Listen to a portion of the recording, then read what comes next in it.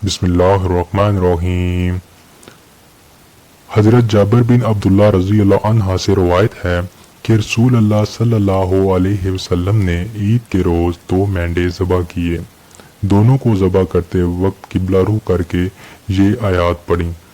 तर्जमा: मैंने अपना रुख उस हस्ती की तरफ कर लिया जिसने आसमानों और ज़मीन को पैदा किया, और मैं हरगिज़ मुशरिकों से नहीं होऊंगा। बेशक मेरी नमाज और मेरी कुर्बानी, मेरा जीना और अल्लाह रब्बुल आला के लिए है। उसका कोई शरीक नहीं, मुझे उसका हुक्म दिया गया है और मैं सबसे पहले सर अताअत झुकाने वाला हूँ।